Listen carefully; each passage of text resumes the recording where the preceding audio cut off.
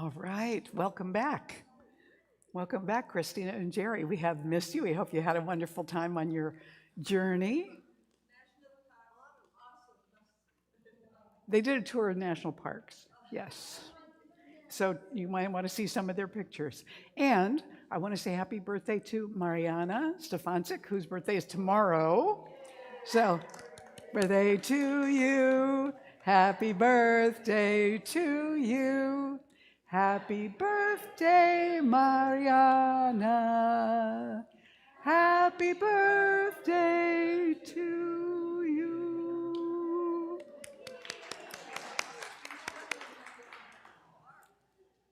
When's your birthday, Mark? It was the 22nd. Happy birthday, Mark. So that was also a song for you. Mariana, Mark, it's pretty close. Happy birthday, Mark. We did do a September happy birthday, the first Sunday of the month, but, not all our September birthdays were here at that point. Now, Posey's birthday too. Whose? Posey on Friday. Oh, happy birthday, Posey, because I know you're going to be watching. Happy birthday. This is all for you, too. Any others we need to get out here before I go on? Okay. So before I introduce our singer for today, who's Denise Rosier, two things. One, I was looking at the sign-up sheet at the back for snacks. What's wrong with the second Sunday of the month? We have like one person signed up for the second Sunday of the month. The rest of them have at least two and sometimes whole bunches more. Everybody wants the fifth Sunday, of course, so they only have to do it 4 times a year. But think about the second Sunday of the month. If you're a snack person, there are spaces available for that Sunday. So I want to let you know that. The other thing I want to let you know about Denise is that she jumped in at the last minute because I didn't have somebody for this Sunday. She said, oh yeah, I'd be happy to do that. And then on the day she normally records the video for us during the week, before this Sunday, she got sick. And so she emailed me and she said, I can't do it, but I will send you the ones I did before. Actually, I had them too. So she's doing a reprise this morning, but there are special messages from her also. So I want to invite you to stand as we get ready to sing, but it'll be just a minute or so because she has a little message for us at the beginning of her slide for the opening and closing songs that she added because she's not here with us today.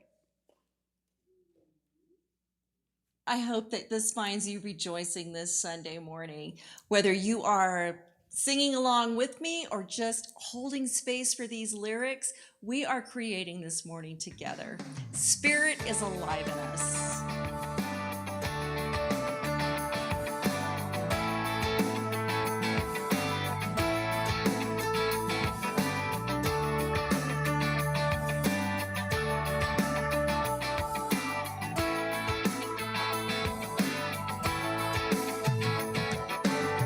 Spirit, you're alive in us.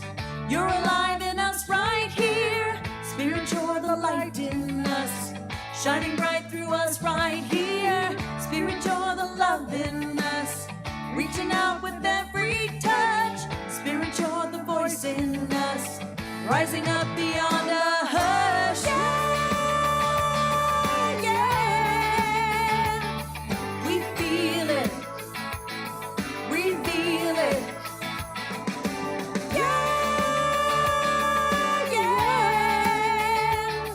We see it, believe it, it's Spirit. Spirit, you're the breath in us, breathing all of us right here. Spirit, you're the grace in us, calming every fear right here. Spirit, you're the peace in us, spreading out across the world. Spirit, you're the power in us, flying like a flag unfurled. Yeah, yeah. We feel it. We feel it.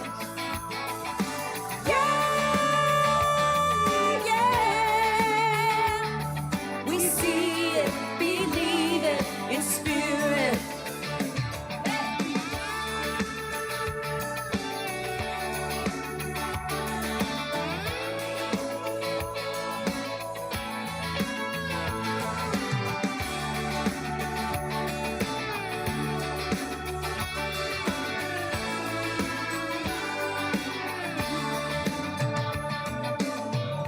Spirit, you're alive in us.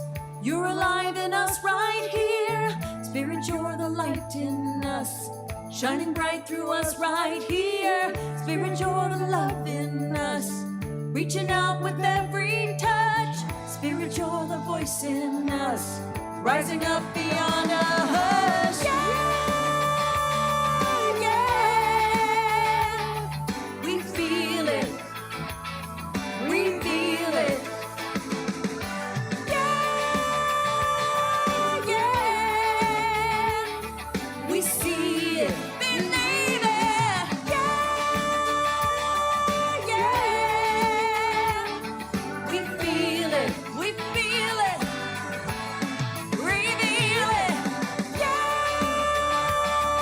yeah. We see it. Believe it. It's spirit.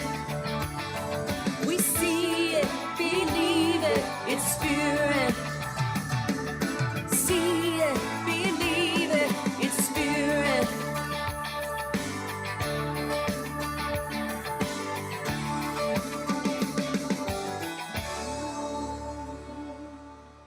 Hey, Denise. All right.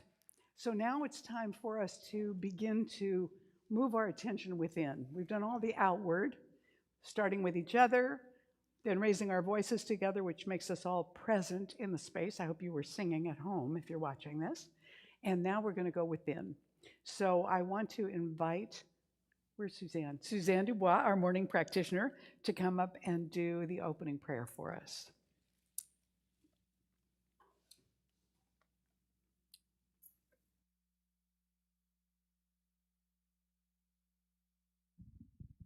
So it's to silence your cell phone, which I forgot to do. So everyone, along with a prayer, pray that it doesn't go off. Good morning. And as we just heard so beautifully, Spirit surrounds us. And we are within and in it, revealing it. I declare and accept and embrace first cause, that which is all that is, surrounding us, enfolding us, loving us, and creating all that is, the beauty, the love, the joy, the peace that each of us is revealing every moment to those next to us right now, to those around us in our minds and our hearts and souls, including our whole community and the world. And so I claim for all of us beauty, joy, and peace, and acceptance, and reveling in and exploring Reverend Mary's words today, and the music that will inspire and hold us. I am grateful for this time together, and I am grateful for our oneness with Spirit. And in that, I release my word into the law of mind for action that I know is always manifest at every moment. And I let it go and let it be. And knowing it is done, I say, and so it is.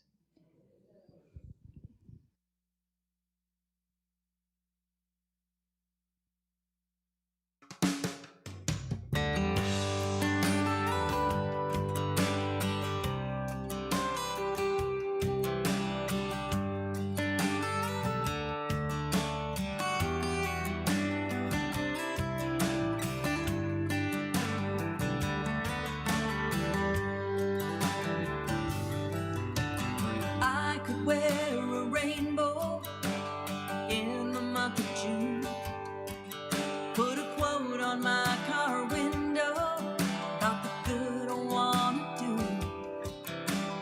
I could buy a poster praising everybody's worth, take a picture by a waterfall, prove I care about the earth, to show I know what love means. That's who I could be.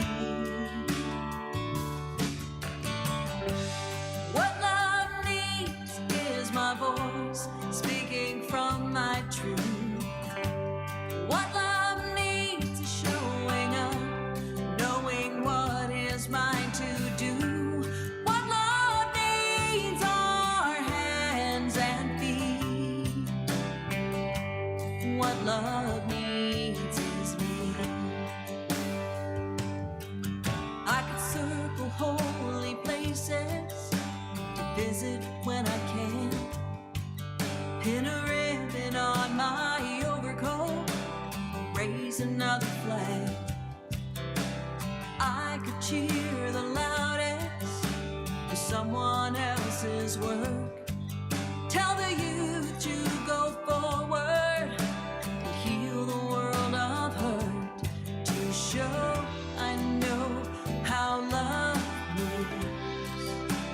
That's what I could do. What love needs is my voice, speaking from my truth. What love needs is showing up, knowing what is mine to do. What love needs are hands and feet. What love needs is me. You'll never find a brighter light than the one shining as our lives. When one of us stands, we all rise. What love needs is my voice, speaking from my truth. What love needs is showing up, knowing what is mine to do. What love needs are hands and feet. What love needs is, what love needs is, what love needs is me.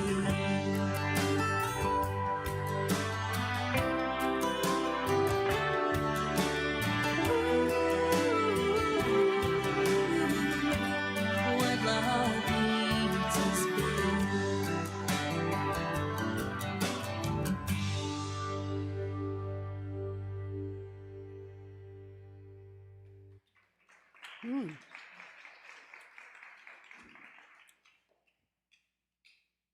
Oh, we love her. That's great. So this is our Live Out Loud year, and for Science of Mind, this month is the Love Out Loud month, and I've been speaking about our core values, which I think emerge from that loving essence that we all are. First, community; second, spiritual growth; third, love; and today I'm talking about integrity. Integrity is the fourth of our four core values, and integrity is a choice. In any given moment, do we want to choose that path of being true to ourselves, being anchored in our authenticity, and speaking our truth? Or do we want to divert from that to avoid any possible, shaking things up or anything like that? I want to share a little story with you about a guy who was trying for a shortcut, not necessarily out of his integrity, but the shortcut didn't quite work out the way he planned. Morty was having a bad day at the track. He'd already picked 3 losers in a row. While waiting for the 4th race, he saw a priest come out to the paddock and make a sign of the cross in front of a horse named Lucky Star. And checking his program, Morty saw that the odds were 8-1 on Lucky Star, and figuring that things couldn't get any worse, he put down $20 and watched him run. Well, Lucky Star took off like a shot and came in first, 4 lengths ahead of the number 2 horse. He'd won $160. His energy was up. Morty watched carefully as the priest again came out to the paddock and made the same sign in front of Lazy Boy. Number 6, thought Morty. 20-1. That priest must know something. So Morty bet $100 on Lazy Boy. Of course, Lazy Boy won. And so it went for the rest of the afternoon. By the last race, Morty was up $14,280. Of course, the priest came out again, picked out a horse, made a sign over him, but Morty couldn't believe his eyes. Fleabag, a decrepit old bag of bones, was listed at 100-1. But that priest has been right on every race this afternoon. He must know the jockey or have a really solid tip. So Morty rushed over to the big better's window, emptied his pockets, and put the whole $14,280 on Fleabag to win, salivating at the thought of how much money he was sure to win at the end of that race. "And they're off," shouted the announcer. And they were. Well, all except Fleabag, who barely made it out of the starting gate before collapsing on the track. With the embarrassed jockey walking in front of him, Fleabag made it to the finish line long after the other horses were snugly tucked into their stalls. Crestfallen and broke, Morty shuffled slowly through the parking lot just in time to see the same priest leaving the jockey club. Morty rushed up to him with tears in his eyes. "Oh, Father," he cried, "you see before you a broken man. How could you do this to me? I watched you blessing those horses in every race, and they all won except the last one. What happened?" The priest turned his kindly old face toward Morty and said, "You're Jewish, aren't you, my son?" "Well, yes, I am, Father, but what has that got to do with me losing all of my money?" "Well, my son, a Catholic would surely know the difference between a blessing and the last rites." Poor Fleabag. Poor Morty. He hoped he was getting a leg up on everybody else in terms of making his bets. So when we're talking about being in integrity, we are talking about coming up against challenges to that. And our founder, Ernest Holmes, wrote in Words That Heal Today, if we can believe in an inner integrity, an inward security of which no one can rob us, then instead of putting on sackcloth and ashes and spending our time lamenting, we shall anoint our heads with the oil of peace, don the robe of confidence, and wear the shoes of gladness. In other words, when we operate from that internal integrity, there is a security in weathering the ups and downs of that makes us stronger. John Dewey said, "The self is not something ready-made, but something in continuous formation through the choice of action." So I'm really talking about not only what we believe inside ourselves, but how we live it out, how we speak about it, how we act, that when those things are congruent with what we think, then we're actually acting from a place of integrity. Like courage, integrity is the kind of thing that is demonstrated through action where you're facing something difficult and making the choice to stay true to yourself. That's when integrity really shows up. So it isn't about what we say at any other time. It really is about how we live. Everybody with me on this, so far? Yeah. So integrity is trustworthiness. So when people know that when they are depending on us for something, they can count on us, we're trustworthy. It's also authenticity. So we're not demonstrating to people somebody different than who we really are inside ourselves. That's tricky because usually when we first meet people, we're really on our best behavior because we want to shine well so that they'll like us and approve of us. At least I know I do that. But there is a level at which we want to be authentic to who we are and not just go along to look good all the time. It's also being our word. So if I say I'm going to do something, that I either do that thing in a timely way or I renegotiate it. I don't just let it slip by and ignore it. I don't ghost what I've said I was going to do or the person that I said it to. That can be tricky sometimes too. Buckminster Fuller said, integrity is the essence of everything. And Oprah Winfrey said, real integrity is doing the right thing, knowing that nobody's going to know whether you did it or not. And Stephen Lovegrove said, integrity is a life where your beliefs and intentions are aligned with your words and your actions. So when we look at our lives to see how we're doing on that scale of integrity, I'm sure that we can see instances in our lives where we slipped a little bit. We didn't live up to our integrity for some reason or other. Sometimes with me it's happened because somebody was pressuring me to do something that they really needed or wanted me to do for some reason, and that person was important to me, but it also put me in conflict with something I'd agreed to do. And it wasn't something I could easily renegotiate, even if I tried to. So sometimes I tried to and I got a no, then I still had that pull to, what am I going to do about this? And I had to make a choice. And there were times when I made the other choice, rather than keeping my agreement, which meant I had to say something else to that person or ignore it altogether and ghost them.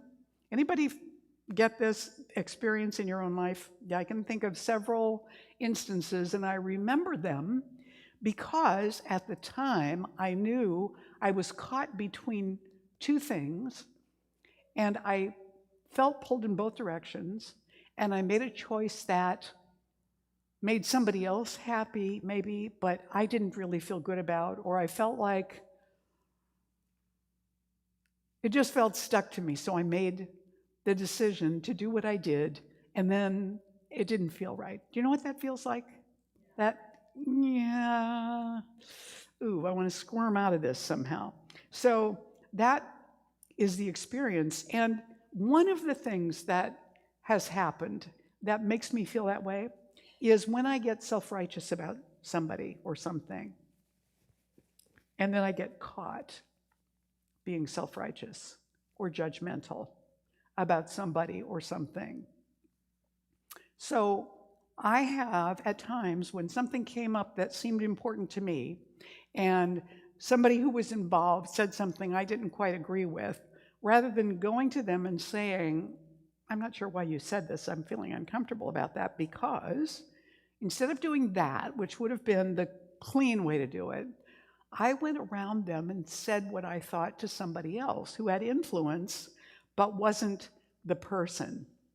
And then either that person said something back to me that called me up short, or the person I was talking about found out that I had said that, and then I felt mortified, yeah?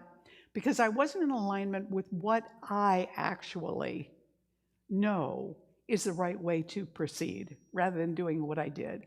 I chose a way around that I felt very justified in the moment, but not later. So it matters because recently, in the last year or so, maybe a little more than that, I was listening to a podcast that was about the Nazis in the Second World War and Hitler's inner circle. And what was laid out, kind of event by event, was how in gathering a circle of people around him to be leaders who were very loyal to him, Hitler wanted to test them and make sure of their loyalty. And so he kind of pitted them against each other. They were always competing for his attention, which meant that he wasn't quite sure of any of them at all. And then they began to doubt each other, whether they could count on each other or whether one of them was going to betray somebody in order to get them thrown out so they would get boosted up. You with me here so far? So what started to happen was people did start stabbing each other in the back, so they couldn't trust each other. And then, because his advisors didn't trust each other, he also began to feel like maybe this person or that person wasn't trustworthy. So he would withhold things from them or give them to somebody else. And the disharmony and imbalance began to pull the whole thing apart at a certain point. So it matters because integrity, when we stay with our integrity and people know that we're trustworthy and reliable, we grow stronger, we grow more empowered in that integrity, and we become better able to live it when we're called upon because we've done it time and time again in the past. Jackson Brown said, "Live so that when your children think of fairness, caring, and integrity, they think of you." That's H. Jackson Brown, not Jackson Brown, the musician. H. Jackson Brown Jr., whoever he is, but I love this saying. Live so that when your children think about integrity, you're the person they think of. It isn't just what you say, it's what they watch you doing.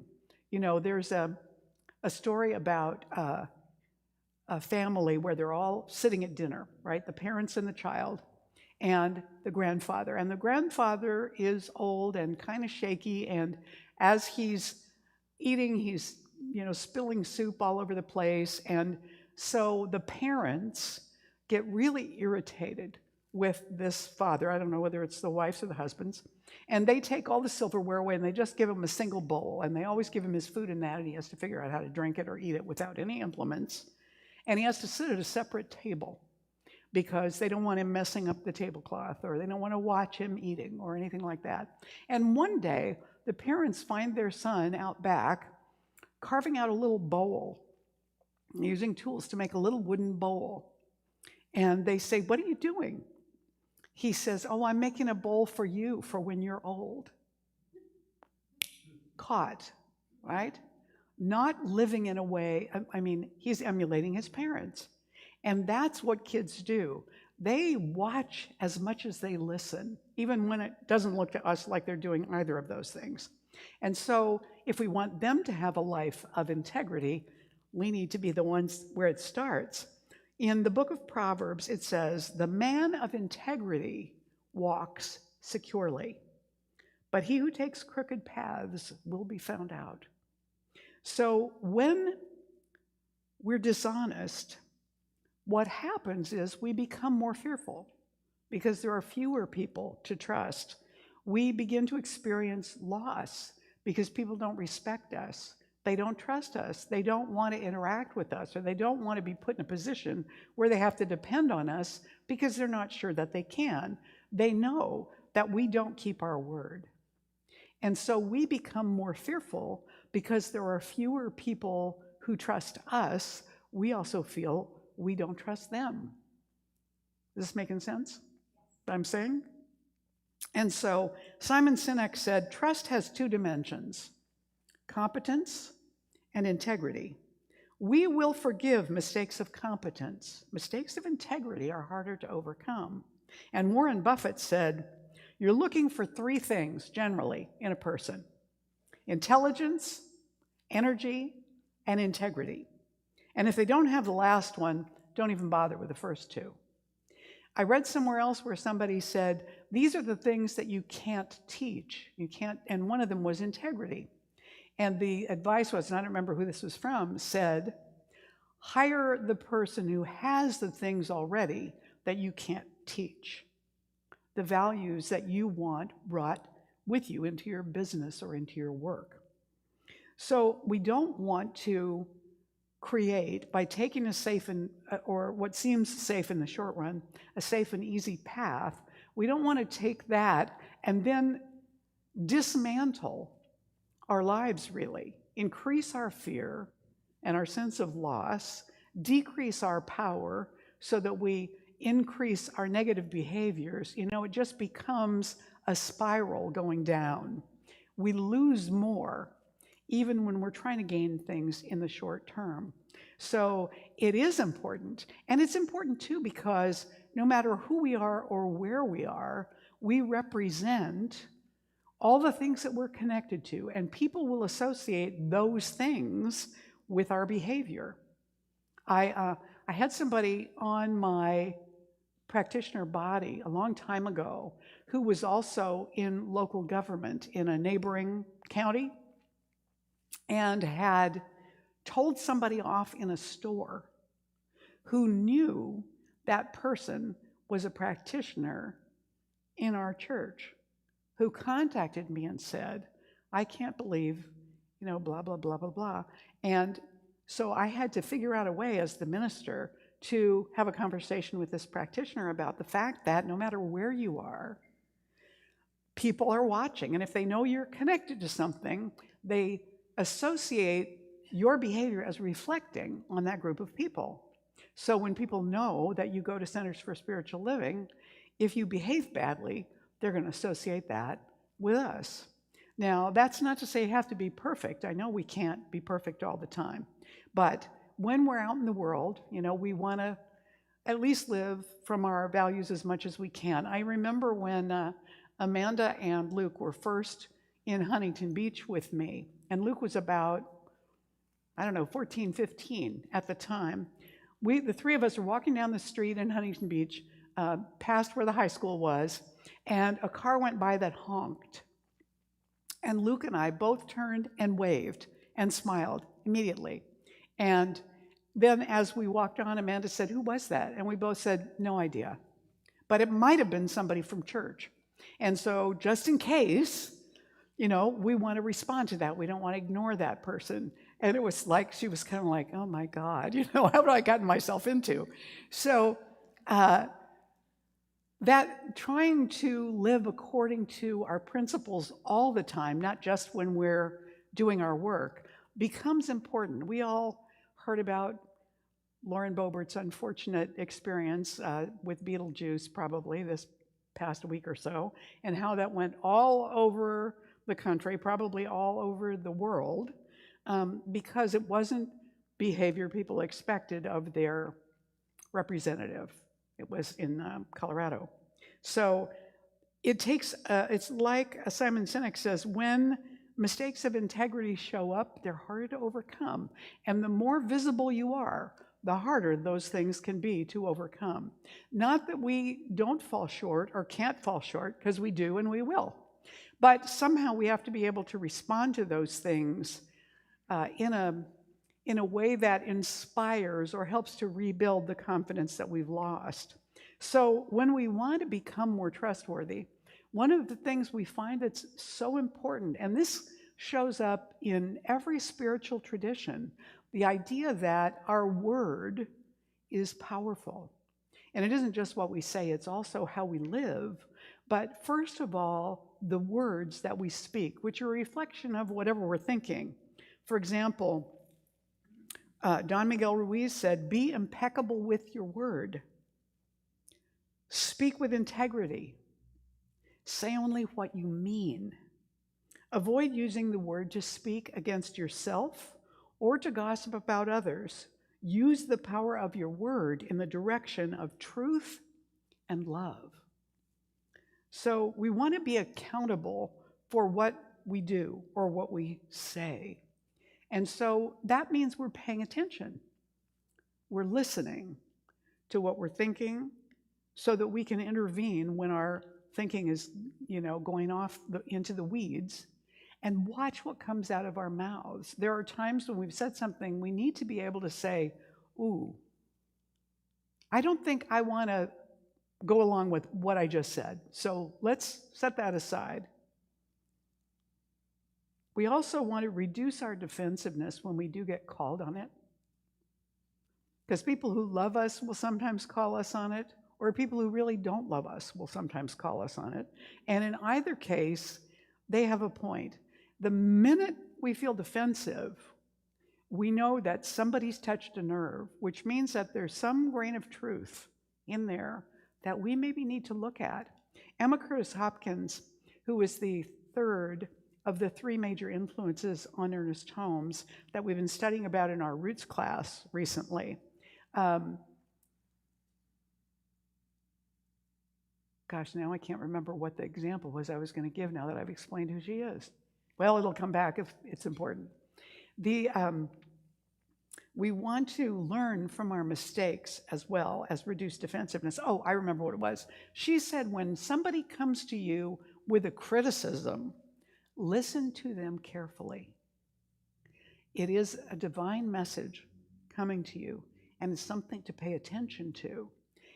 Instead of immediately, rather than listening carefully, immediately becoming defensive. Now, I think that part of the reason we become defensive too is because when we know we've been caught, we're immediately embarrassed.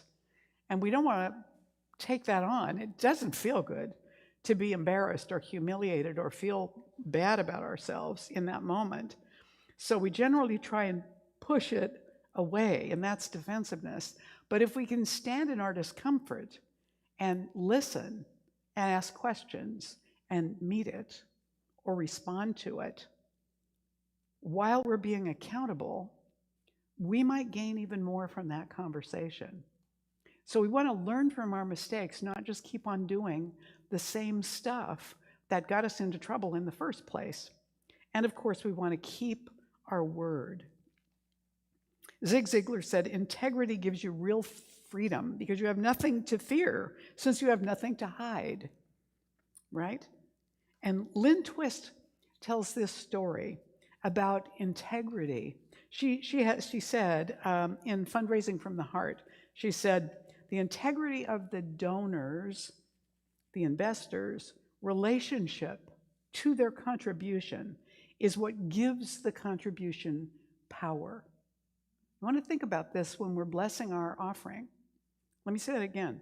The integrity of the donor's relationship to their contribution is what gives the contribution power. Money given to make a difference does. It is blessed money. And we want to do that intentionally when we do our offering. We want to bless that money intentionally to go forth and do good. So this is the story she told. She said, I learned a lot about money from a woman named Gertrude. I'd like to tell her story. She says, I met her in a church basement in Harlem where I was doing a small fundraising event for the Hunger Project. I'd come from Minneapolis where I'd met with an executive of a large food company. The food company had an image problem and felt that making a donation to the Hunger Project and being seen to support the end of hunger might help clean up its image. The executive I met with had given me a check for $50,000, but he gave me the donation basically to get me to go away, to assuage his guilt about some public mistakes the company had made and to have the company look good in the eyes of the public. I could tell in the interaction we had that he had no real interest in connecting with resource, poor people, or in making any kind of difference in the work to end world hunger. The money was given from guilt. And I had received the money and the guilt. And both he and I were unfulfilled. I had the $50,000 check in my briefcase, which sat beside me on a table in the basement of this Harlem church. There were about 75 people gathered before me. All of them were black. It was raining, and there were leaks all over the room we were in. There were buckets strategically placed all around us, catching the dripping water. And there was a constant background noise of rain outside and the dripping from the leaking walls and ceiling. I looked out at the audience, and I knew that the people sitting there did not have much to give. I spoke to them about the Hunger Project's work in Africa, as I thought it would be the most relevant to their own lives and their heritage. And when it came time to ask for donations, my palms were sweating. And I began to perspire all over, wondering if it was the right thing to do. I went ahead and made the request, and the room was absolutely silent. After what seemed like a long, long time, a woman named Gertrude stood up. She was sitting on the aisle in the second row from the back. She was in her late 60s or early 70s. She had gray hair, and when she stood up, she was tall, thin, erect, and proud. She said to me, I ain't got no checkbook. I ain't got no credit cards. To me, money is a lot like water. For some folks, it rushes through their life like a raging river. But the money comes through my life like a small trickle. But I want to pass it on in a way that does the best good for the most folks. I see that as my right and as my responsibility. It's also my joy. I got $50 in my purse that I earned from doing a white woman's wash, and I want to give it to you. She walked up the aisle and gave me her precious $50. And at that moment, I saw the power of money in a new way. I knew that the $50 I'd received from Gertrude would buy more for the end of hunger than the $50,000 check in my briefcase. I knew that that $50 was money that came from the soul and not from some bank account. I saw that the money, the power of money, can be seen in the way we use it and the integrity with which we direct it into the world. Gertrude taught me a great lesson, and I never forgot it. Integrity is a conscious choice. The woman in the story, Gertrude, she took her time sitting there before she made her decision.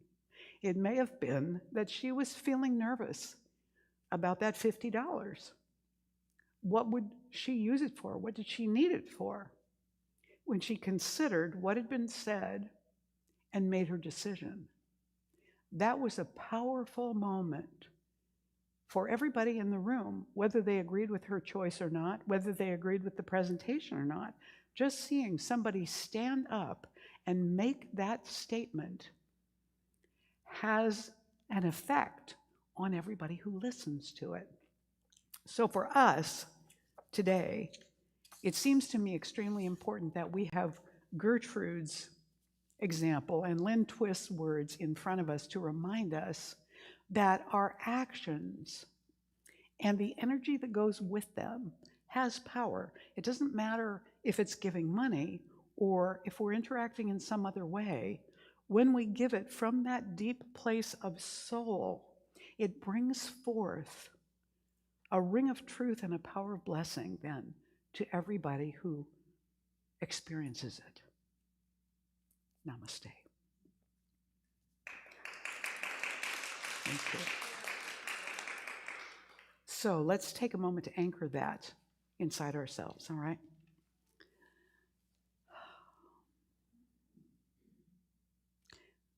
Breathing in and breathing out. I know in this moment, there's nothing here but the presence of God. It fills this room. It fills this space and the patio and the parking lot and the soccer fields and everybody and every goose in it. And it fills us in this space. It is us. Now, this spirit is never afraid, is never without power, is never insecure or unsafe. It is whole, complete, perfect, powerful at every moment. That full presence is within me and within us. And knowing this, there is no real need to feel diminished in power or safety or security or strength.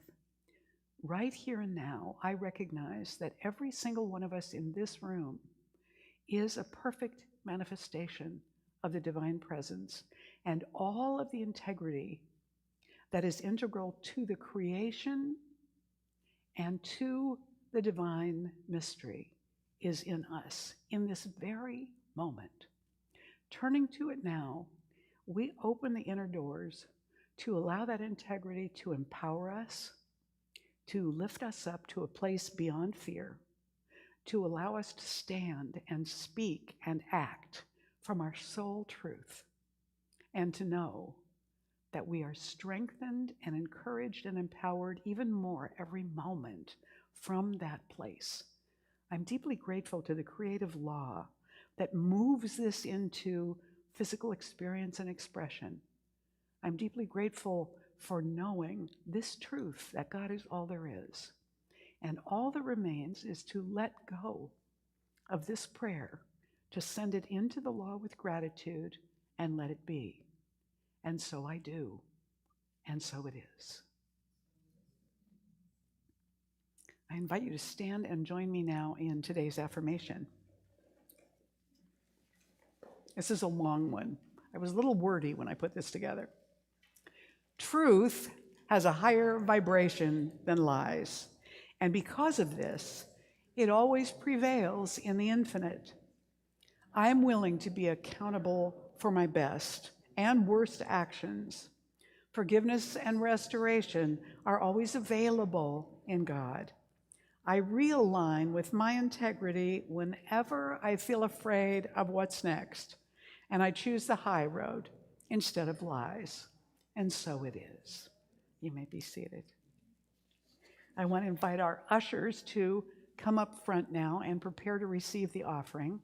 And recognizing the power of our word, I'm going to invite us to bless our offering this morning. Now, if you're not giving financially today, then you here in the room, you are the gift.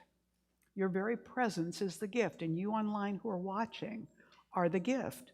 So when we place our hands over our hearts, we may be blessing ourselves, or we may be blessing our donation. We also want to bless all the donations everybody has sent in this past week, and all of the giving that we have done in this past week. So if you want to text, of course, you can use the phone number on the screen to do that, to text a donation. And so we're going to bless our offering together in this way. Hold it near your hearts or in your hands with a loved one if you're giving it together. As we say together, this gift is God in action. I now send it forth to bless and to prosper. I know that everywhere it goes, it is creating a world living in love, one heart and one thought at a time. And so it is. Go ahead.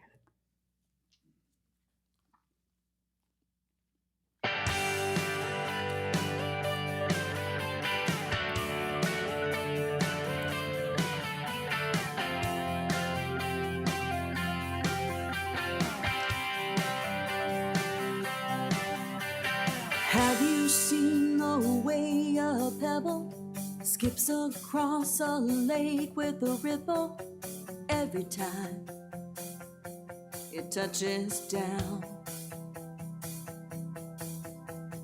It might be a single stone, but 1,000 waves come from it alone, stretching out miles around. Where you gonna touch down? How you gonna reach out? What are you sending out without another thought right now? We're all flying at the speed of sound, always climbing, never losing ground. What's at stake is the splash we make every time we touch down. A man gives time to teach in a village. The kids from there head off to college. It's the work of one, moving on and on. Just like that rock skipping across a lake, we send out rings with each choice we make. So pick up your stone and give it a throw. Where you gonna touch down? How you gonna reach out? What are you sending out without another thought right now? We're all flying at the speed of sound, always climbing, never losing ground. What's at stake is the splash we make every time we touch down.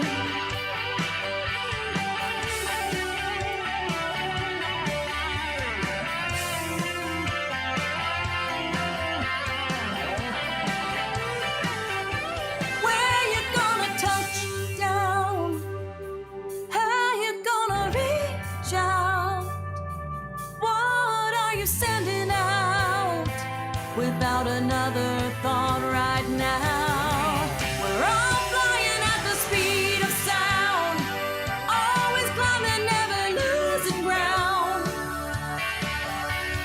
What's at stake is the splash we make every time. Oh, every time we touch down. How you gonna reach out? What are you sending out without another thought right now? We're all flying at the speed of sound, always climbing, never losing ground. What's at stake is the splash we make every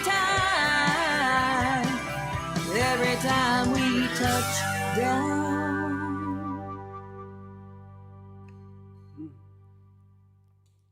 Hey, Denise.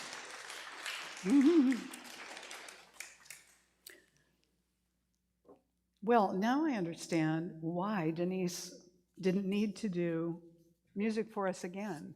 Because I'm listening to these songs this morning and thinking, wow, these were perfect for today.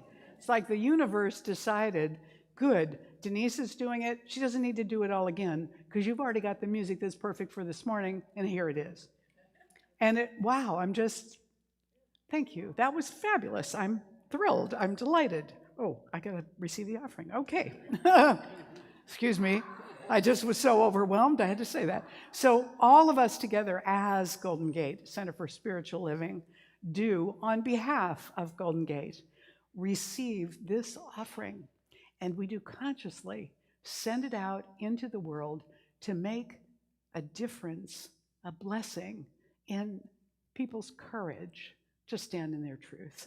And so it is. Thanks, Hillary.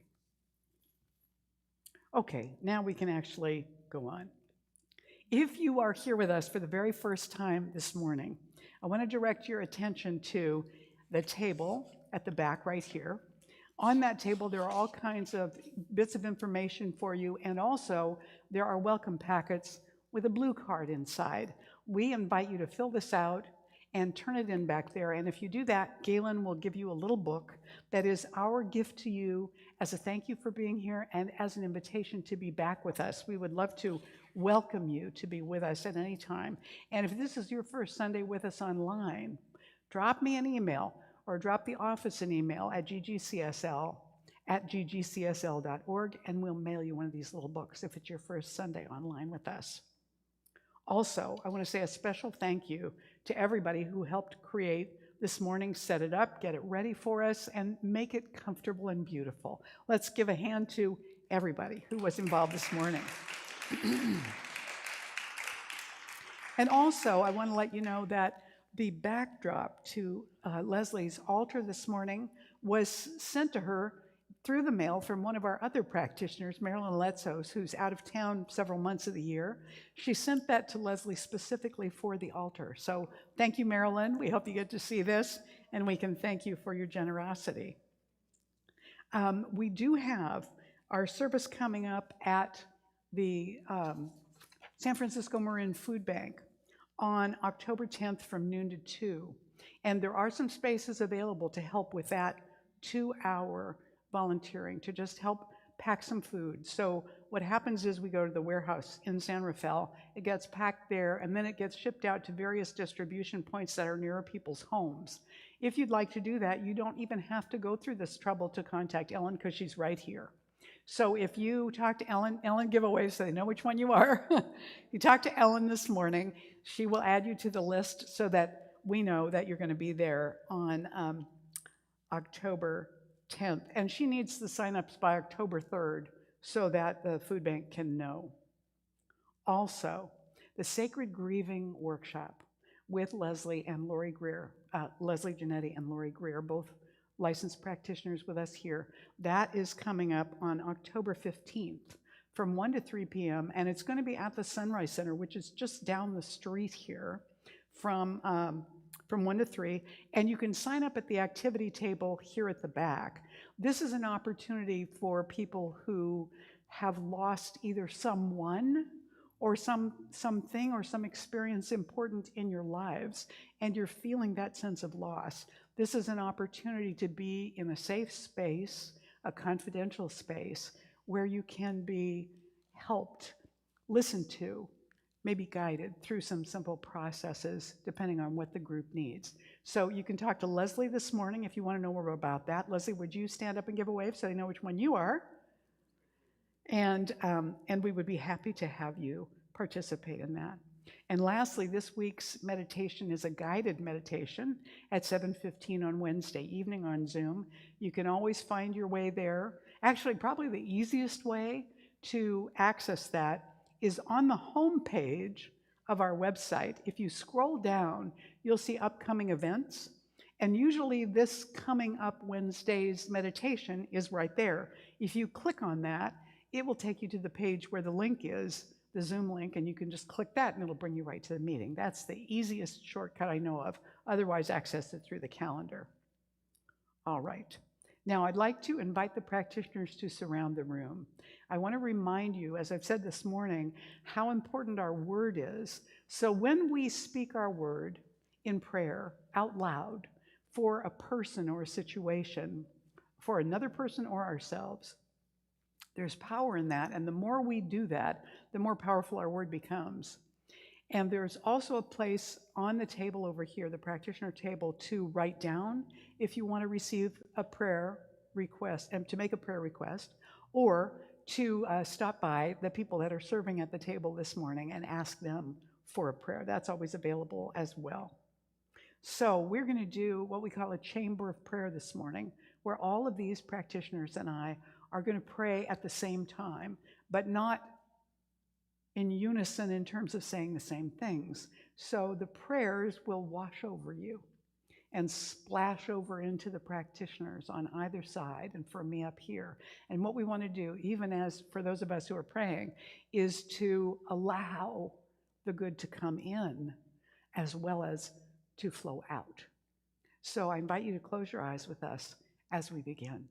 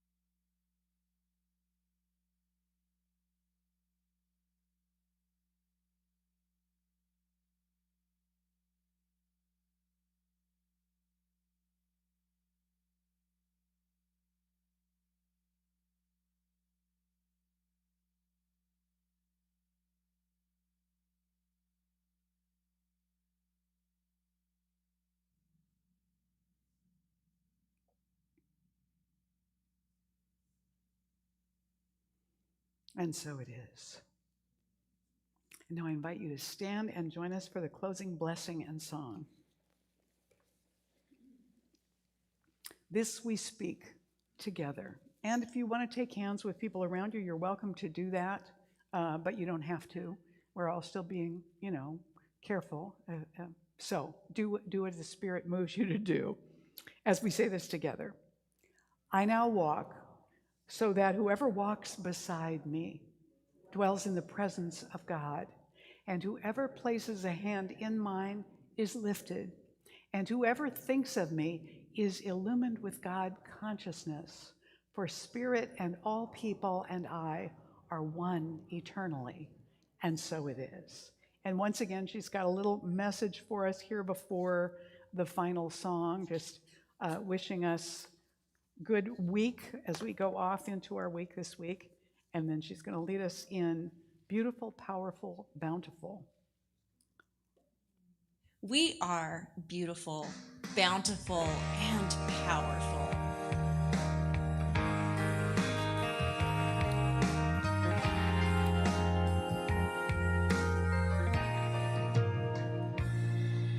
Spirit, we are beautiful. Spirit, we are beautiful.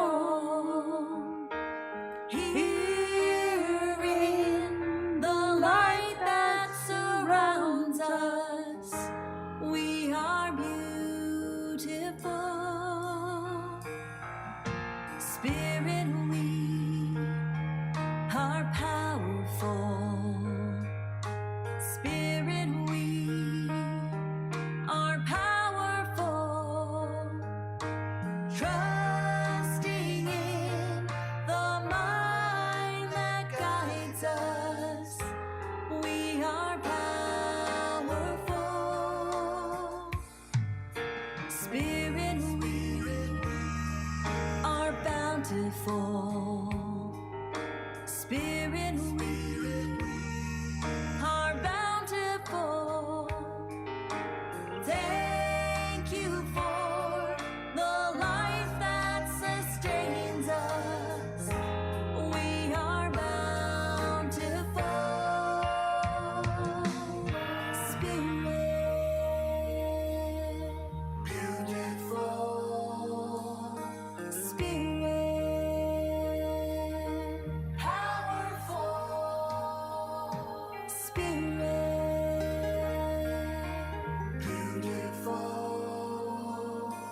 Spirit,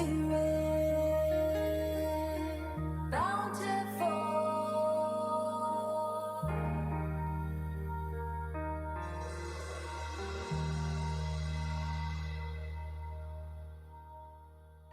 Bless you all and see you next time.